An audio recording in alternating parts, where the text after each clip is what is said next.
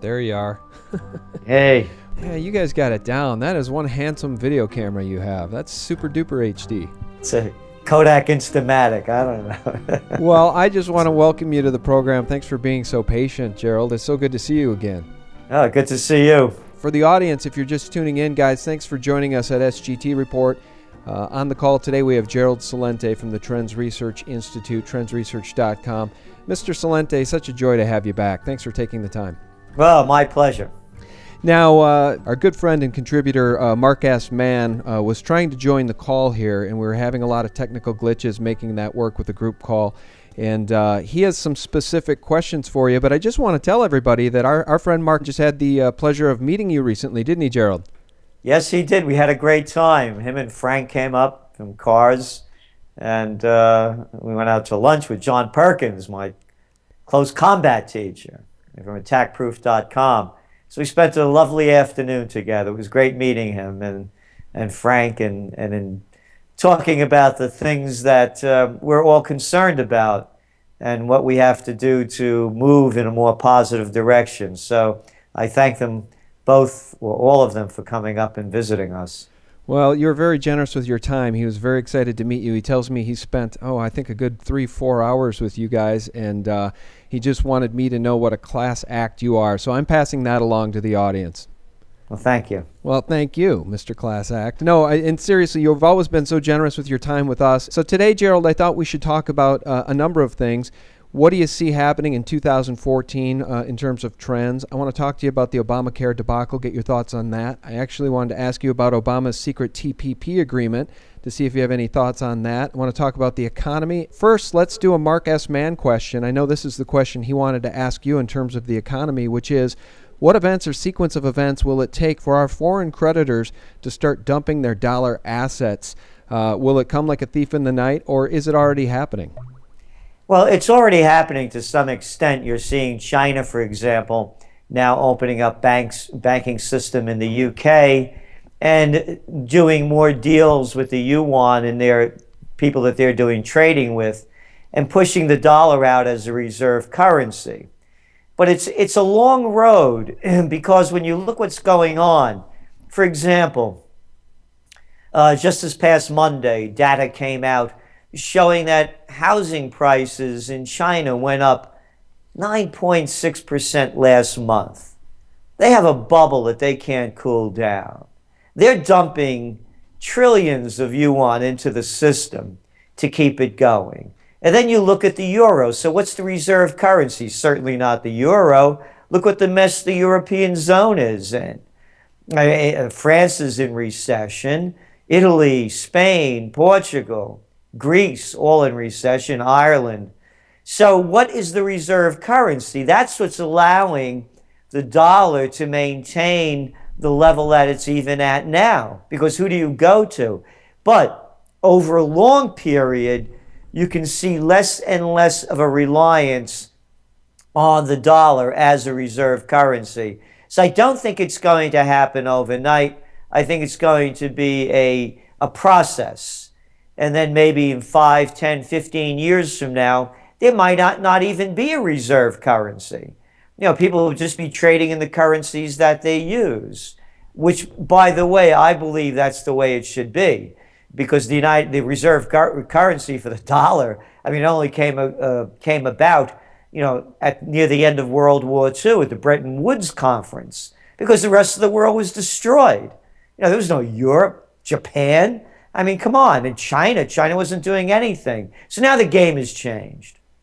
Before I ask you Rory's question, I want to ask you about all of the other currency basket cases that are out there. If we look at Japan and just the absolute annihilation of their country, number one with debt, but number two with this Fukushima event, I look at Japan and the yen as a basket case. The euro is a basket case. The dollar is a basket case. Are there any currencies on the face of the planet that aren't basket cases at this point, or are they all because they're all fiat currencies? Well, you said it. They're all fiat currencies. The Ponzi scheme can only go on for so long. It amazes me how they keep pulling it off. I mean, they just came up with one new scheme after another, and it's baffling. For example, I would have believed that the economy would have crashed by 2010. Definitely by 2012. But then you're finding out that the Federal Reserve is dumping what? 17 to 22 trillion into the system. So you don't know all these backdoor dirty deals that are going on. So yes, to me, the fiat currencies are all not worth the paper they're not printed on. However, that's why I'm a believer in gold and to a lesser extent silver. And that's why I keep buying gold. And gold's taking a hit. They keep pushing it down. But again, Sean, look at the facts. Oh, they're rigging the Forex. What is that, $5.5 trillion a day being traded? Oh, they rigged the LIBOR rates, the interest rates that, affect everything. And these are, I'm not making this up. Oh, last week, JP Morgan Chase paid another $5 billion.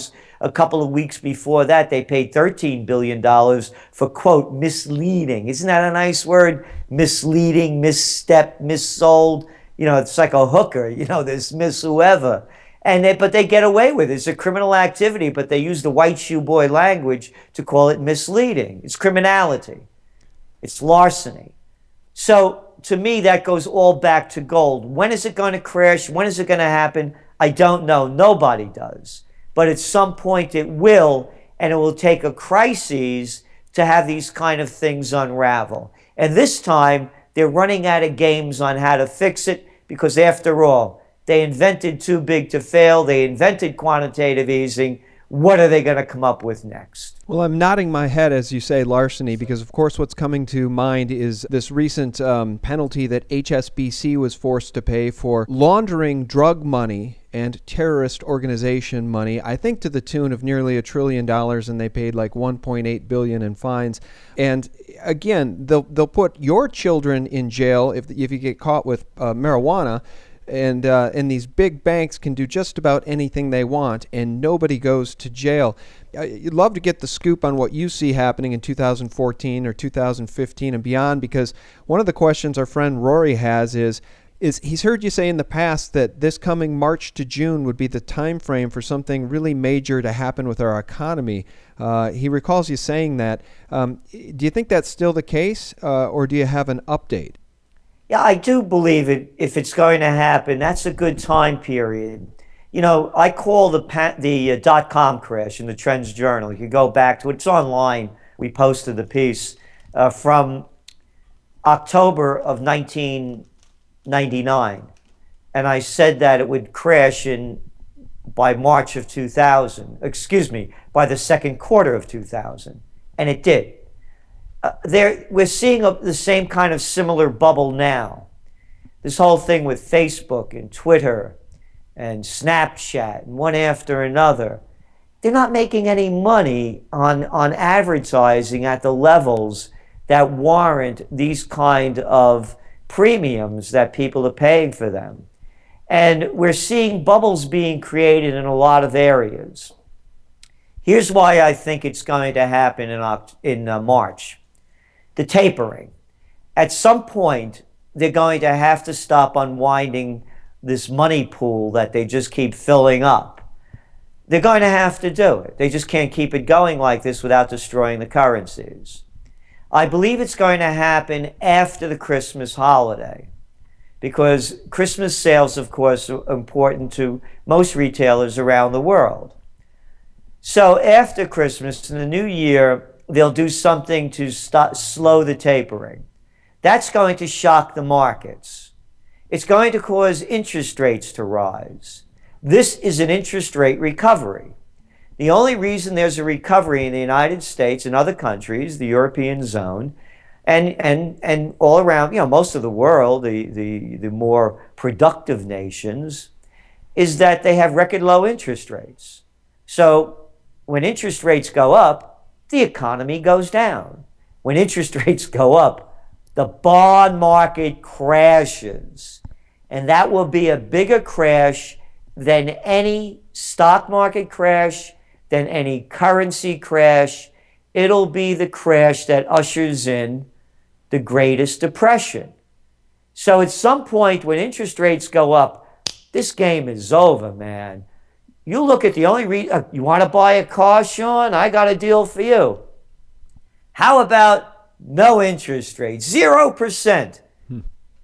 So they're making this stuff up. What they're doing in the auto industry, by the way, is the same thing they did with the housing industry with his no verification loans. So then you have the other end of it that makes it, to me, plausible why it's going to happen. Hey, take a look at real income. Keeps going down, doesn't it? Okay? If real income keeps going down, median household income keeps going down, how are people going to be buying stuff? Oh, debt levels are going up. Consumers just took out more debt. Oh, and by the way, those wonderful student loans that the average it's taking over 20 years to repay, now their default rate is over 11%. So yeah, I think around March is a good time to see this thing unraveling. And you hit on the student debt. One of the things that we've been talking about a lot at SGT Report is not only the student debt, but the world these students are inheriting. And it kind of breaks your heart because a lot of these kids are getting out of college with insurmountable debt and no jobs. There's not a lot of jobs available. And on top of that, now you've got this Obamacare mandate where they're being told that they have to go out and get into these exchanges and turn over all their personal information to the government and jump into this Obamacare debacle. Meanwhile, a lot of good, hardworking middle-class people are getting kicked off the insurance they had by their insurance companies, and they're told they need to go and get involved in Obamacare. With the medical industrial complex being, in the health insurance complex being somewhere in the neighborhood of 1/6 of the economy, Gerald, what do you make of Obamacare, and is it truly the death nail in the republic, or will it collapse under its own weight? Well, I'd like to answer the first part of that question first about the students. It's not only in the United States. In China, for example, 25% of the college grads can't find jobs. Look at the report that just came out earlier this week. In Cleveland, they're asking Walmart employees to donate food and other things this Christmas to other Walmart employees that are living substandard lives. So the multinationals have taken over. It's a multinational takeover. This is not globalization. So there is no future. It's Slavelandia. That's what they've turned it into. And you could go back and you could see it with when Jimmy Carter was one of the worst, by the way. I know they love that wonderful peanut farmer, that regular guy. Yeah, he's the guy that started to destroy the banking system, pull out the regulations. He pulled off the regulations, and I was flying a lot in those days, first class around the world. I used to work in D.C. and Chicago when they deregulated the airline industry. And now it's turned into flying, it's like being on a train in Calcutta.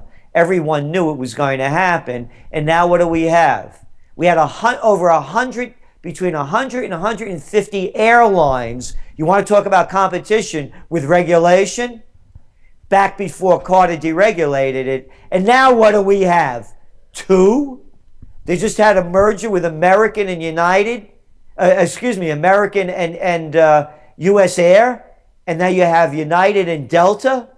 So what I'm saying is, by the deregulation with the Sherman Antitrust Act, the Robson-Patman Act, the Clayton Antitrust Act, everything is in the hands of the few, and so these college students and most adults are screwed because you can't open up your own business anymore. They're taking over everything. You are only working for the company's store. Mm-hmm. That's it. So now going to Obamacare. It's what the insurance companies love. You have a very narrow choice of doctors. You have high costs that you have to pay with your deductibles. Oh, and you got to buy their drugs, so they'll be selling you that. And they're limiting the amount of services you can get. This is not socialized medicine. I mentioned too big to fail before. It's the merger of state and corporate powers. It's called fascism. That's right. How much more do people have to see? You saw it with the Boston Marathon. You saw the fascist pigs out in the street, going door to door, breaking into people's homes, warrantless searches. You are seeing the fascism with the National Security Agency. They're listening and watching everything we're doing. You are seeing fascism with the banks taking over the country. Too big to fail? It's not capitalism. So everybody could see where it's going, but they don't have the courage, the dignity, or the respect. All they do is fight among themselves. I hear it from the liberals. Hey, look at the Tea Party. I hear it from the Tea Party. Look at the liberals. And what do? They latch on to two-bit politicians that couldn't shine my shoes. And they believe them. I'm watching everybody following Rand Paul. Hey, this is the guy that backed Romney. I just heard Rand Paul say how much he loves the military. That's right, he said it down at the Citadel. I don't like the military. I don't want a military. I believe in the founding fathers. I want defenders of our nation. I don't want to pay son of a bitches to go over to a foreign country and commit atrocities. But Rand Paul does. He said he'd sign away for war right away. Hey, Randy boy, join now. Sign up now. Anybody that wants to go to war, talk tough, put on the uniform and go fight. There's a place for you right now in Afghanistan. That's right. We see time and time again, they roll out guys like Cheney to defend all of the military-industrial complex war activities. They roll out Cheney to throw Snowden under a bus. But here's the deal. What I really wanted to ask you about is this WikiLeaks revelation of the secret Trans-Pacific trade deal. You want to talk about a government working behind the scenes to destroy the people, Gerald. This one really has me fit to be tied, because if we don't stop it, they will control everything. WikiLeaks published the highly secret negotiated text for the controversial intellectual property rights chapter of the Trans-Pacific Partnership, or TPP, treaty that Obama has been negotiating behind closed doors without congressional input or approval. This was reported by WorldNet Daily, and it's just one more example of a government that has sold out the people, working behind the scenes, working without congressional approval, working to destroy what we have left, working to kill and destroy the middle class. And I'd say they're doing a pretty damn good job of it. What congressional approval? What Congress? This is what I'm saying. What Democrats, Republicans? How about the Bloods and the Crips? What a congressional approval. Congress will do anything, because to give them more power and more money. They could care less about us. They take you to war. What behind closed doors? Big deal. Look what Clinton did with NAFTA. This is another level of NAFTA. That's all it is. That's right. It's NAFTA on steroids. A continuation of it. Right. And this is what I'm saying, Sean. People will look up to their politicians and go seek one out. Oh, there's somebody in the Bonanno or Gambino or Lansky or Dutch Schultz family that is halfway decent. Yeah. The entire system is rotted. The new TrendsJournal that's coming out, the headline story is Empire America Fading Fast. You know when I wrote that? In 2002. And you know what I pick up from that point. And you know what I wrote in 2002? At a time when everybody had their flags out and they tied yellow ribbons to everything that wasn't moving, was the Afghan war that 88% of the Americans supported. The Afghan war longer than both the World War I and World War II combined. Yeah. And I wrote back then, the Afghan war will be a costly losing venture. Do you know I got blackballed? I used to be on CNN, Today Show, Good Morning America, Oprah, you name them, I was on everybody. No one wanted to hear it. And the people don't want to hear that they don't have the courage.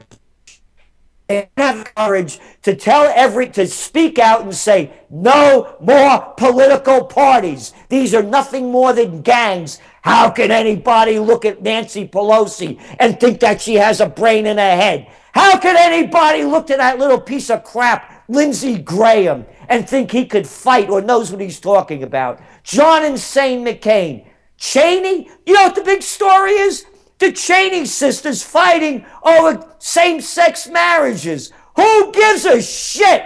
And this is all they have on the news. We have to get rid of the mafias. We have to get rid of the political parties that have destroyed this country. What are people waiting for?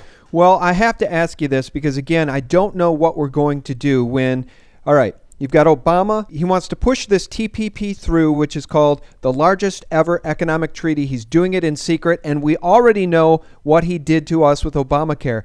Now, I reported this at SGT Report just about a week ago, Gerald, and I've not heard this repeated anywhere else in the mainstream media, and it's this. Rand Paul, thank God we have somebody in government who's willing to at least say what I'm about to read to you. And he said this, and I quote, from the Charleston meeting that he had just a week or two ago. I'll give you the right date. Hold on. The luncheon was on November 11th, and he says, and I quote, "I'm still learning about it," Obamacare is referring to. Quote, "It's 20,000 pages of regulations. The bill was 2,000 pages, and I didn't realize this until this week. The whole idea of you losing or getting your insurance canceled wasn't in the original Obamacare. It was a regulation written by President Obama 3 months later." End quote. Now, the reason I wanted to read that to you is because the mainstream Mockingbird media, which includes Fox News and CNN and the others, continues to say, did Obama lie? Did he really know? Did he know? Did he lie? Well, according to Rand Paul, he wrote it. Not only did he know, he, in his administration, wrote the regulation that allows these insurance companies to cancel people's health plans, even though he told them they could keep them. So how are we to win when all these people do is lie to us and sign things in secret and meet in secret? Well, this is what I'm trying to say. I mean, Rand Paul is a member of the Republican Party. Rand Paul supported Mitt Romney. Yeah, Rand Paul could talk tough about this and that. He won't make a bit of difference. You don't put one guy into a mafia and change the mafia. And everybody knows that the lobbyists write all the bills. Everybody knows that the health insurance companies and the medical companies and the major hospital mega chains wrote these bills.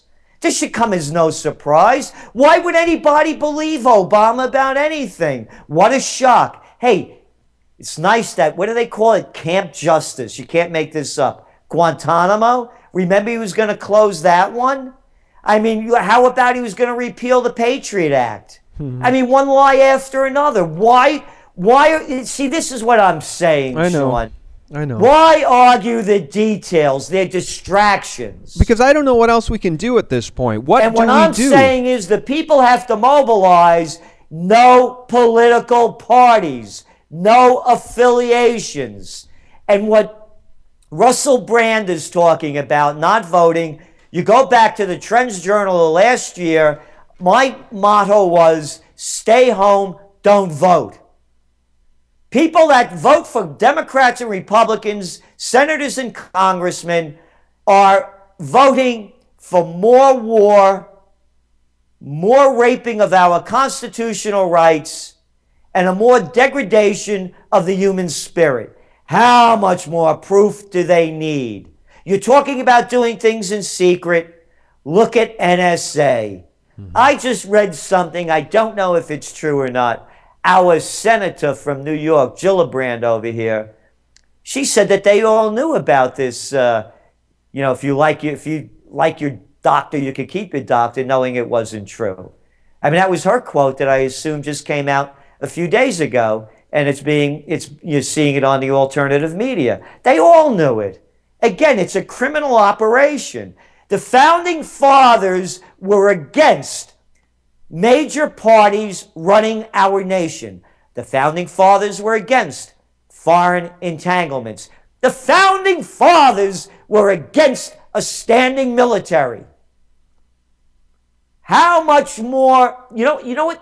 Our Constitution is so far away now from the core of it. As a Catholic, the Catholic Church has no resemblance to what it used to be when it began. It's been so co-opted by the institutions. The same thing, and I'll go for most religions, the same thing has happened with our Constitution. It bears no resemblance to what it's supposed to be and what the purpose of this nation is. I want to go back to the roots. I want to see a restoration of Constitution. I want to see a renaissance of the Bill of Rights. I want to see the political parties out of power.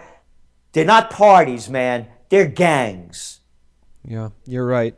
And you're also right about that Senator Kirsten Gillibrand quote. I just looked it up. Democratic senator says, "We all knew Obama was lying."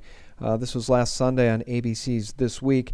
It's just an endless litany of crimes against the people. And I guess, to be honest with you, Gerald, I'm feeling a little down now about this conversation, only because I really try hard to give people hope. What is the bright side? Physical silver and gold in your possession outside of this criminal banking system. Trying to return to constitutional rule of law, acting locally, thinking locally, voting locally, taking initiative in your city council, trying to get the fluoride out of your water. Run for office yourself. Where are the bright sides left? Can we end this thing on an upbeat note? You just said it. But it really goes back, we were talking about Mark before. And him coming up here with Frank and my close combat teacher, John Perkins. And John Perkins, my family, I came from a great family of, ancestors. I thank them every day for all they gave me. But there's one person that really helped change my life. That was the glue that put everything I have together. And that was John Perkins. Learning close combat. I don't cower to power. I don't give any bullshit, and I don't take it. And when people find the strength within themselves to stand up for their dignity and their courage, then everything will change. But right now, the people are afraid because that's how the government gets them. They sell fear. I have this guy, McRaven, this admiral, a general, whatever he is. He was just at a talk at the Ronald Reagan something. And he's talking about how the United States is going to train Libyan soldiers. That's ridiculous. Is this guy out of his mind? And then I'm reading the things that he's saying. And I said, when are people going to say stop? And you know what he's saying they're training them for? Quote, counterterrorism activities. Terrorism has become the new communism. I told you I don't like the military. I was draft age during the Vietnam War. I know what it was like. And I didn't go. And I wasn't even, I'm a kid. I was 18 years old. It wasn't I was, against the war because, I was intelligent enough to be against it. I kind of like those jet planes and guns, And I didn't go because I couldn't imagine me in a rice paddy, with a lot of weight on my back getting shot at. I'm saying the military, they prosecuted a war that killed 3 million Vietnamese, 58,000 of our soldiers, 250,000 plus have committed suicide, and countless millions' lives are ruined. And it was the commies back then. Those dirty commies, I tell you, Sean. If we let loose Vietnam, then all of those dominoes are going to come clacking around. Before you know it, they're going to land in California. I'm not making that up. They're doing the same crap now with this terrorism. So you're asking me, how does it change? They put fear into you about terror. When people learn how to stand up for their rights, that no one should tell them how to think or what to think, then it will change. The motto of the TrendsJournal, taught to me by my dear father, may his soul rest in peace, is think for yourself. Everything I said today, that's just the way I see it. You see it the way you want to see it. The facts are there. Add them up. If people don't rise to the higher level within themselves, nothing will change. So on the positive note, it's very simple. Get in shape. Physically, emotionally, and spiritually. When enough individuals change, everything will change. It's kind of like that 100th monkey story, the one about how all these monkeys started doing something, and all of a sudden, after the 100th did it, an island in Japan that was miles and miles away, those other monkeys started doing it. It just spreads. So we could change it when the individual changes. There's no leaders out there. The leader's in you. Yeah, and very well said. And just to back up what you're saying about the powers that be using terrorism and the idea of terror to absolutely scare people into submission and for us to actively give up our liberties willingly, it's being done by design. There's a great interview with Aaron Russo, the late great Aaron Russo, his documentary film From Freedom to Fascism, a producer of some Hollywood movies, I believe including The Rose. In an interview he did with Alex Jones, as you well know, Gerald, he talked about being a friend of one of the Rockefellers, and this whole plan was divulged to him before 9/11 even happened. And it was all predicted, and that the powers that be would be laughing at us as our young men and women went into Afghanistan and looked through caves for terrorists that aren't even there. And here we sit now with poppy production reaching an all-time high in Afghanistan. After, under the Taliban, it was at an all-time low. Where are all these drugs coming from? You just have to wonder when our troops are there guarding poppy fields, and prior to us being there, poppy production was at an all-time low. It's just a racket. The whole system's a racket. You said it. It's a racket. So why would anybody support a system that's a racket? Brought to you by, we can name the names, Harry Reid, Mitch McConnell, Boner, Pelosi, Dick Cheney, George Bush, Barack Obama, Hillary Clinton, Bill Clinton. There's a SOB right near you. Yeah. And so you said it, the system. You cannot support a corrupt system and expect something good to happen from it. We need a new system. The systems that I believe in, not aligned. You should not be aligned when you go to Washington. Term limits. None of this crap where you never work a day in your life and you become a senator or a congressman for all of your life. Like that little weenie Ryan and the rest of them. I forgot him. Ooh. There's another disgusting little individual. So you get, and the other thing is direct democracy. You want to go to war? Let the people vote. You want to bail out banks? Let the people vote. You want the NSA? Let the people vote. I don't need somebody like this Clapper and any of these people telling me what they need to do for me. I could figure it out. What have they done? You know what the deal is, man? It's the military and cyber industrial complex. Who was the guy that was the head of Booz Allen with this guy Snowden worked for? What was his name? McDonald. Yeah, McDonald. McDonald, I believe, was the NSA head under Bill Clinton, and now the CEO of Booz Allen, who does all the NSA work. And according to the Financial Times, we're pumping $80 billion into the cyber wars coffers so they could keep screwing us. Let the people vote. Direct democracy. Oh, and you want to see how you're getting shafted? Little Timmy Geithner. Yeah, that guy that loved the Too Big to Fails. Yeah, him.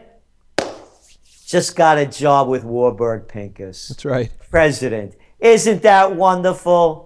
Oh, the guy before him, Jack Snow. Yeah, he's with another private equity firm, Cerebus or Cerebus, one of those. How much? Oh, you remember that other wonderful guy, Robert Rubin? You remember him? Yeah, the guy that helped deregulate the Glass-Steagall Act and made those banks become huge. Oh, he got a job with Citigroup after he left. Well, I think he made $120 million, but he was a good consultant. He deserved every penny of it. Yeah. The revolving door of fascism. That's absolutely right. We just reported about that Geithner move the other day, and it's to be expected. We see the same things with the drug companies at the FDA, and Gary Gensler at the head of the CFTC, and then this new cat coming into the CFTC, Mossad. There's an ironic name for you. So the Mossad, he's a Wall Street insider. He's going to sit there and be the new chief to help regulate the commodities business. Well, Gerald, which is just a front, by the way. They had, it's a multi-trillion-dollar business, commodities trading, and I think they have a budget of like about $300 million, and they've done absolutely nothing. It's just it's a make-believe thing. That's all. It's like the crossing guard, at the school, the kids crossing the street. They mean nothing. Well, guys, I'll tell you what, when you subscribe to the Trends Journal, this is the kind of candor you can expect. Real news, real information from a real guy. Mr. Celente, I can't thank you enough for your time. Can you please tell us what we should be looking out for here on the Trends Journal and tell people how to get it? Well, you can get the Trends Journal by going to TrendsJournal.com. And don't forget, Sean, besides the Trends Journal, I do Trends in the News every weekday for the real news that's going on, not the prostitute news. And this new Trends Journal is going to have a lot of information on what we're seeing as the investment opportunities, where the nation and the world are going, and really how to survive and thrive in these coming times. That we're never going to see anything as like it as we're seeing now. So the purpose of the Trends Journal really is to show you history before it happens, so you can see the trends, seize the opportunities, and avoid the dangers. And that website is TrendsResearch.com, correct? TrendsJournal.com or TrendsResearch.com. Okay, all right, very good. Well, Gerald Celente, the Trends Research Institute, you caught me a little off guard today because I always think of you as such an upbeat, happy guy, and on this conversation you got a little heated, and that's also something I love about you, is that you're an honest, straight shooter. Well, listen, if the gods could get angry, why can't I? Damn straight. Well, thanks for joining us, sir. Well, let's keep in touch. Thank you, Sean. All right, thank you.